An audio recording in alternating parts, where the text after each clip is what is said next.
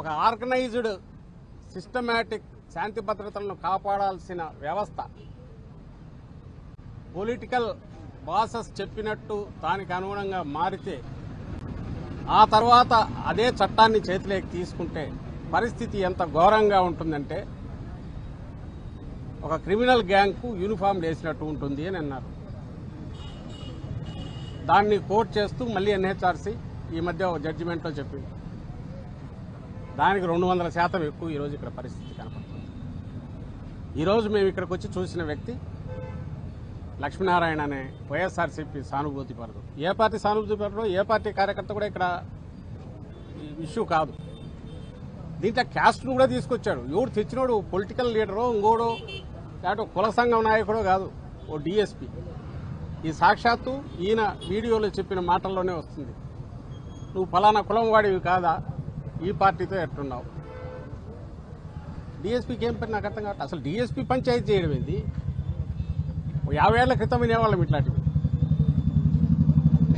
Emergency ఆ తర్వాత extremism మొదలయ్యాక పోలీసులకు ఎక్స్ట్రాడినరీ పవర్స్ ఇచ్చాక వాటి ముసుగులో వాళ్లే సొంతంగా జడ్జిమెంట్లు ఇవ్వడం, వాళ్లే పంచాయతీలు చేయడం, వాళ్లే శిక్షలు వేయడం మొదలయ్యాయి. అలాంటిది నుంచి ఊపిరి పీల్చుకుంటూ ఒక 10-15 ఏళ్ళుగా పోలీస్ అంటే ఫ్రెండ్లీ, సిటిజన్ ఫ్రెండ్లీ పోలీస్ అనేది కాన్సెప్ట్ వచ్చి బాగా ముందుకు పోతున్న దశలో జగన్మోహన్ రెడ్డి గారి ఆధ్వర్యంలో దాన్ని పూర్తి 100% ఇంప్లిమెంట్ చేస్తున్న దశలో దాని నుంచి ఒక్కసారి తిప్పి మళ్ళీ 50 ఏళ్ళ వెనక్కు ఒక అప్రకటిత ఎమర్జెన్సీ ఆ సిచ్యువేషన్ ఈరోజు కనపడుతుంది. నీ చేతిలో ఒక పవర్ఫుల్ వెపన్ ఉండి దాన్ని చట్టాన్ని ప్రొటెక్ట్ చేయడానికి ఇంప్లిమెంట్ చేయడానికి ఉండాల్సిన దాన్ని పొరపాటున గన నువ్వు ఇటు తిప్పితే ఎంత ఘోరంగా ఉంటుందంటే, ఎందుకు క్వశ్చన్ చేసేవాడు ఉంటుంది, ఇక్కడ క్వశ్చన్ చేయలేము. ఎవడైతే అరాచకం జరిగిన చోట ప్రొటెక్ట్ చేయాల్సిన వాడే తనే అరాచక శక్తి అయితే ఇంకెవరి దగ్గరికి పోతారు? ఇది బలమైన పొలిటికల్ పార్టీ కార్యకర్తలు నాయకులకి ఈ పరిస్థితి ఉంటే సామాన్యుడి పరిస్థితి ఏంది? నిన్నటికి నిన్న కాలేజీ శాతవాహన కాలేజీ అని కొట్టారు రాత్రికి రాత్రి. ఇష్యూ నాకు పెద్ద దాంట్లోకి పోనవసరంలా. ఒక 50-60 ఏళ్ల నుంచి నడుస్తున్న ఎడ్యుకేషన్ ఇన్స్టిట్యూషన్ అది రాత్రి అర్ధరాత్రి పోయి కొట్టాల్సిన అవసరం లేదు. 10 రోజుల నుంచి నడుస్తుంది. కిడ్నాప్ కూడా అయ్యారన్నారు.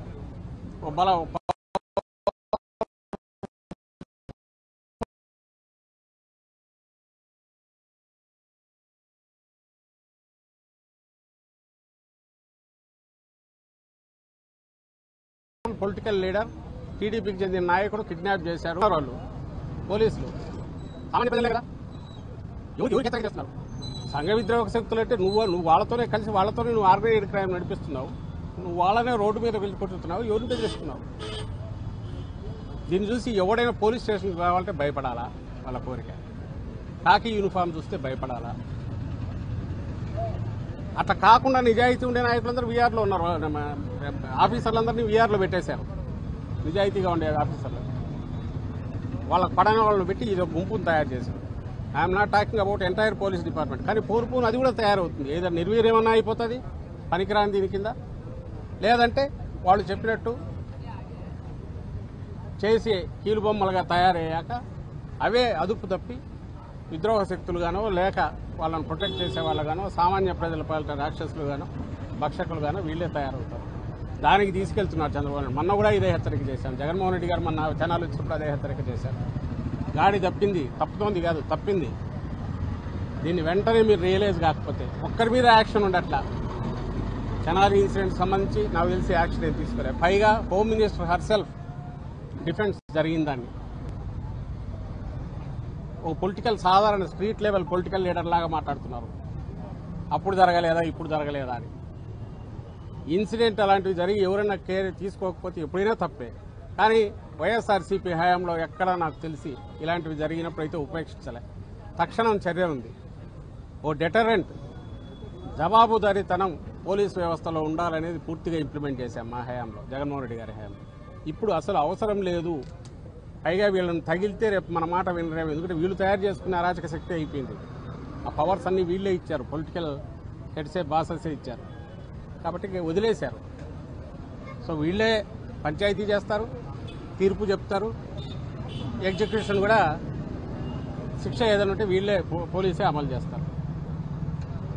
ఇది ప్రైవేట్ పంచాయతీ ఒకవేళ ఉంటే గింటే లోపల ఉన్న సాగు బతుకుల మధ్య కొట్టుమిట్లాడుతున్న లక్ష్మీనారాయణ. అంతకంటే స్టేట్మెంటు దాన్ని ఏమంటాము, డెత్కు ముందు ఇచ్చే స్టేట్మెంట్ ఇది.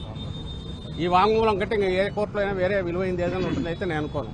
దాంట్లో ఆయన క్లియర్గా చెప్తున్నాడు, నేను పోతున్నాను, ఇప్పటికన్నా ఈ వ్యవస్థ బాగుపడుతుందా, ఇదేమి హెరాస్మెంట్, బతికేట్లేదు. ఓ డిఎస్పీ స్థాయి వ్యక్తి, ఎవరు కానిస్టేబుల్ కాదు, డిఎస్పీ స్థాయి వ్యక్తి. మొన్న హరికృష్ణ అనే అతన్ని వైఎస్ఆర్సీపీ కార్యకర్తను ఉదయం తీసుకెళ్లి రాత్రి వరకు కొట్టి మళ్ళీ మేజిస్ట్రేట్ ముందు పెట్టి మళ్ళీ రిమాండ్ పంపుతాం. ఇప్పటికీ నడవలేని పరిస్థితిలో ఉన్నాడు. నాయకులు వెళ్తే పలికే దిక్కులేదు. మేము కూర్చుంటాం ఎక్కడంటే మీ మీద కేసు పెడతామని బెదిరిస్తున్నాం. ఇంకా అంతకుముందు మా సోషల్ మీడియా యాక్టివిస్ట్తో మొదలైంది, మహిళలతో సహా సుధారాణి 3 రోజులు తిప్పారు. పిల్లలు పక్కన వాళ్ళని లాగేసి భార్యాభర్తలు ఇద్దరిని వేరువేరు చేసి ఎక్కడో హైదరాబాద్లో ఉంటే తీసుకొచ్చి ఎస్పీతో సహా, ఒక ఎస్పీ స్థాయి అధికారి ప్రకాశం జిల్లా ఎస్పీతో సహా 3-4 రోజులు పోలీస్ స్టేషన్ తిప్పుకుంటూ ఎక్కడున్నారని హెబియస్ కార్పస్ వేయాల్సి వచ్చింది. తర్వాత ఇంకో మహిళ కృష్ణారెడ్డి. ఈ నిన్నటికి నిన్న వీళ్ళకి పోలీసుల పరిస్థితి ఎట్టే ఉంది. ఎప్పుడైతే అరాచకం ఇదిలో చిన్న సైజు పోలీసులు వాళ్ళకు దెబ్బ కాళహస్తిలో ఓ కానిస్టేబుల్ ఎవరో ఎమ్మెల్యే డ్రైవరు తాగినాడని చూడకపోతే అతను తీసుకెళ్లి కొట్టారు. కొట్టి మళ్ళీ ఇంటికి పిలిపించి కొట్టించారు. అంటే ఈ అరాచకం ఎట్లా ఏ లెవెల్కి పోతోంది, ఆర్గనైజ్డ్ అరాచకం. దానికి చట్టం ప్రొటెక్షన్ ఎట్లుంది, ఇది అందరూ గమనించాలి.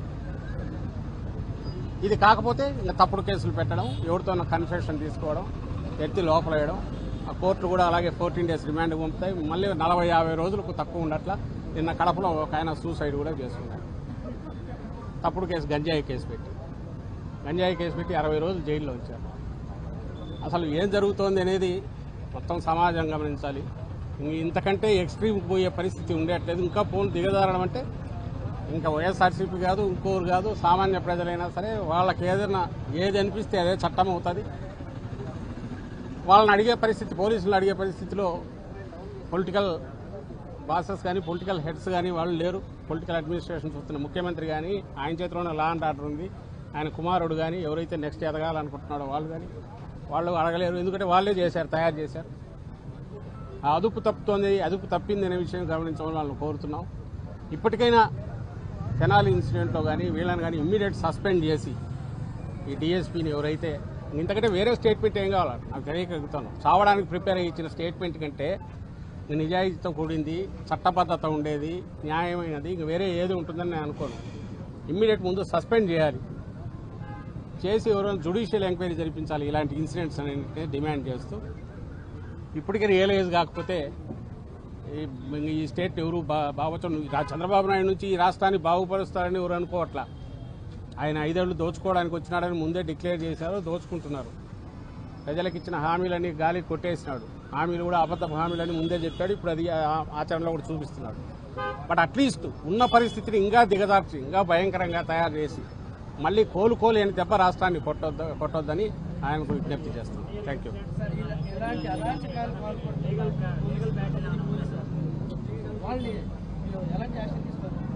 చెప్తున్నాం కదా, అంటే ఏం తీసుకోకపోయినా ఫస్ట్ ఇమ్మీడియట్ సస్పెండ్ చేయడము, డిపార్ట్మెంటల్ ఎంక్వైరీ కాదు, ఒకటి కాదు, ఇలాంటి ఇన్సిడెంట్స్ జరుగుతున్నప్పుడు దేని కారణాలు ఏంటో జ్యుడిషియల్ ఎంక్వైరీ జరపాలి సిట్టింగ్ జడ్జితో అనేది మా డిమాండ్.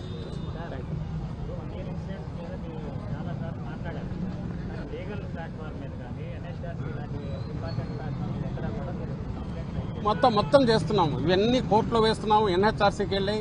రీసెంట్ ఇన్సిడెంట్స్ హరికృష్ణది అయితే ఇది కూడా పంపిస్తున్నాము ఎన్హెచ్ఆర్సీకి, హైకోర్టులో వేస్తున్నాము. బట్ మరి కేసుల ఒత్తిడి వల్లనో ఎందుకో తెలియదు కానీ న్యాయ వ్యవస్థలో వస్తున్నవి కూడా ఆదేశాలు అలా డిలేడ్గా వస్తున్నాయి. వచ్చినవి కూడా ఇక్కడ మళ్ళీ ఇంప్లిమెంట్ చేయట్లేదు. దాని దారి అవే ఉంది, వీళ్ళ దారి వీళ్ళే ఉంది. ఎందుకంటే టెక్నికల్గా చట్టంలో ఉండే లొసుగులను వీళ్ళు వాడుకుంటున్నారు. లిటిగెంట్ ఎట్లయితే వాడుకుంటాడో, ఉదాహరణకు మిమ్మల్ని పట్టుకోవాలనుకుంటే మీ మీద టార్గెట్ పెడితే నన్ను తీసుకెళ్లి ఒక స్టేట్మెంట్ తీసుకుంటారు. ఎప్పుడో మీరు ఎస్సీ బూతులు తిట్టారు, నేను ఎస్సీ అయితే లేకపోతే ఎస్సీని పట్టుకెళ్ళి పెట్టిస్తారు, తీసుకొచ్చి నేరుగా మిమ్మల్ని లోపలేస్తారు. కోర్టుకు పోగానే రిమాండ్ 14 days వేస్తున్నారు, కింది కోర్టుకు పోగానే. అది అయిపోయినాక మళ్ళీ ఇంకా పోలీసులు కస్టడీ కావాలి, మళ్ళీ 30 days అయిపోతుంది. చాలా అక్కడికి దిగుతుంది మొత్తం అనేది వాళ్ళకి. జాతీయ స్థాయికి పోవాలంటే ఈ స్టేట్ది ఆల్రెడీ పెట్టడం అయితే రిప్రజెంట్ చేస్తున్నాము. పీఎం గారికి అందరికీ ప్రెసిడెంట్ కూడా పెడుతున్నాము. కూటమిలో ఆ పార్టీ కూడా ఉంది, బీజేపీ కూడా ఉంది, వాళ్ళు చూడాలి ఇంత ఇర్రెస్పాన్సిబిలిటీ ఎక్కడికి పోతుంది, ఈ బాధ్యతారాహిత్యం దీన్ని కంట్రోల్ చేయలేకపోతే ఏ రకమైన ఇది వస్తుందో అందరూ ఆలోచించాలి. దానికంటే ముఖ్యం ఎంటైర్ సొసైటీ ఆలోచించాలి. It's not a fight between ఏదో వైఎస్ఆర్సీపీ టీడీపీ కాదు, అది ఇప్పుడు జరుగుతున్నది మొత్తం ఎంటైర్ సమాజానికి చీడలాగా పడుతోంది. సొసైటీ మొత్తం దెబ్బతినేటుంది. ఇప్పుడున్న వ్యవస్థలన్నీ చిన్నాభిన్నమైతే దానివల్ల దెబ్బతినడానికి ఒక సెక్షన్